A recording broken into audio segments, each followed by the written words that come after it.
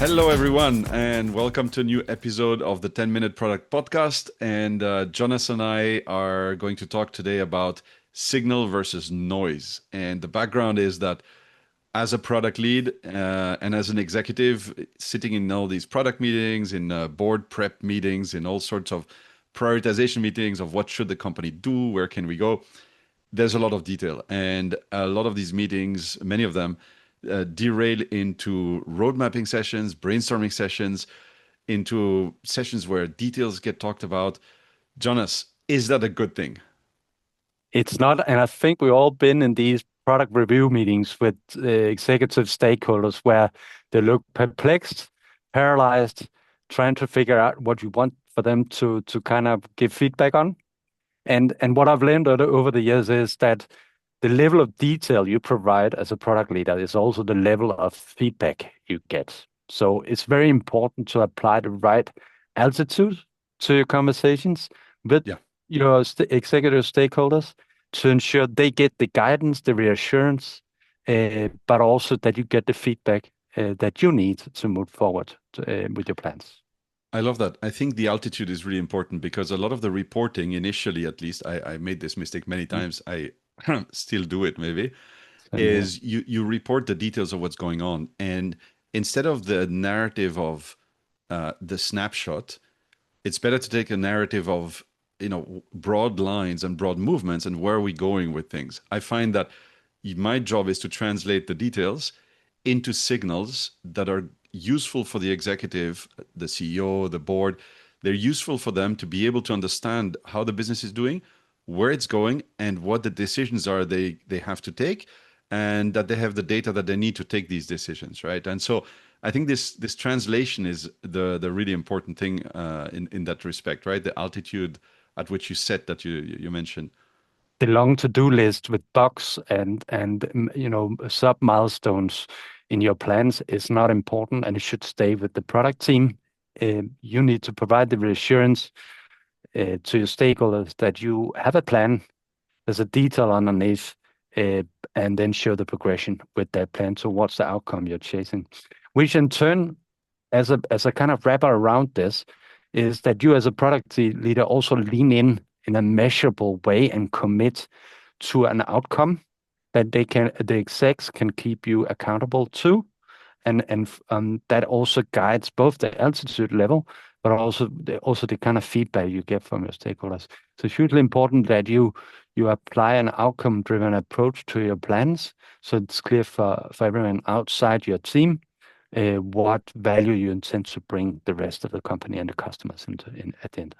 Yeah, I really like that. I also find adding to that is that when you present your plan, when you present your data, your information, and your vision and roadmaps, what I find interesting is the feedback. And if the feedback from the rest of the room, however many people you have there, is to start to dig into details, to start to dig into how are you going to do this? Why is this like this? What about this other thing? Hey, when I do click on this screen. So I find when I get that as a feedback, is that I'm not there yet in terms of both my communication, but also my sort of trust that I built with people. I find that, for example, if you miss 3 release dates, everybody will be on your back as in the detail in the weeds. So if the audience, that is the board, the executive layer, is in the weeds about your product, it means you do have other things that you also need to do on top of the communication to fix in order to reestablish the trust that is going on. And I find that once you've managed to reestablish the trust, takes a few cycles, right? Takes a few sprints, takes a bit of focused work.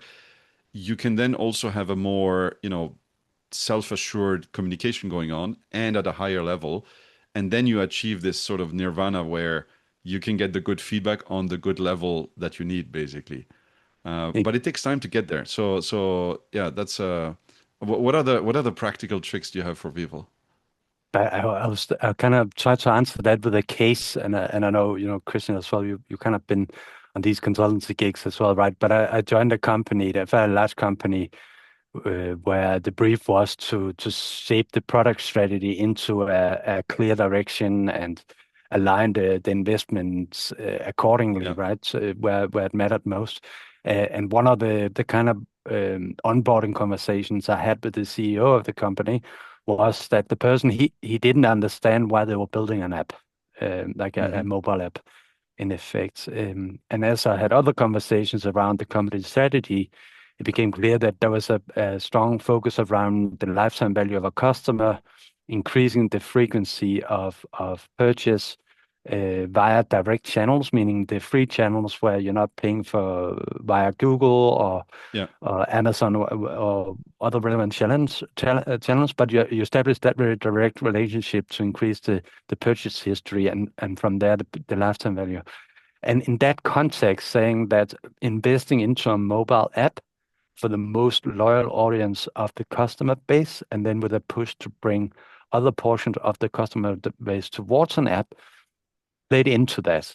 You Mm. ended up in a back pocket of a customer. They would pull you out rather than going via Google to increase, which in turn would increase cost per sale. But you Hmm. kind of anchored the conversation a layer further up in the altitude, where it was around the strategic objective to increase the lifetime value of customers. Interesting. And a Yep. milestone of that was to establish a direct touch point via a mobile app that would kind of drive down cost per sale in effect. And then the whole conversation around an investment into a mobile app kind of uh, makes sense immediately. But Yeah. it So was a you case where, yeah, so it was a case of where it was the wrong attitude in of the stakeholder conversations, and there was a lack of articulation around how it contributed to company strategy in that regard. super interesting. I had another case which you just made me think of, Mm. which was a CEO who asked me to talk to the product team because he thought his product team is not doing exactly what he wants, and that they sort of always miss sort of the vision. And I talked to the product team and they said, well, yes, because every 2 weeks the vision changes. And I said, yes, I can see how that's a problem. And so the dynamic that transpired was that the CEO, I asked him about this. I said, well, if I take notes on Monday and then I take notes on your vision 2 weeks from now, will it how much will overlap? He says, oh, of course there will be changes. You know, I meet customers, I go to some conferences, fair enough. And so the thing that I had to align with them was to figure out how can I get the changes in from the CEO, whether they're good or not, into a roadmap that you cannot change every day because of course it's long term, it's coding, it has to fit strategically, it has to not explode the app. And how can I then make it so that the product team can work with that? So we ended up establishing a product review every week where we made it very clear, we graphically displayed the roadmap, and we basically in real time put new items on the roadmap that were discussed. Right, the CEO brought up, I met this customer, I went to this conference, here's something interesting our direction should be. So we added it to the roadmap, and then we also said, oh, and these two things will then shift back to month. And that's what unlocked suddenly the understanding and of what is the impact of changes on the roadmap. And then also it made you understand not just the timeline but the scope, as in, oh, if we add this but we don't have these other things, it's worse because these other things are for our 150 customers. This thing that I think is super urgent is for 3 customers. And so the CEO himself then said, no, no, no, forget what I just said. Let's keep the old model, the old roadmap. Put that other thing that I just said at the back of the queue.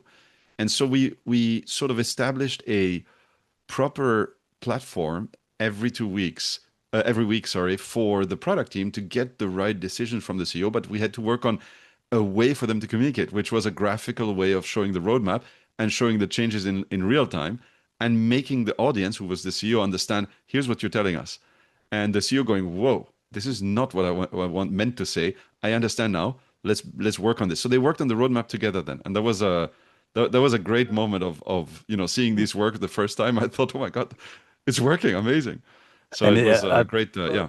from what I hear, Christian, as well, is a beautiful example around how to tackle CEO creativity. And I think You we're have to all channel it.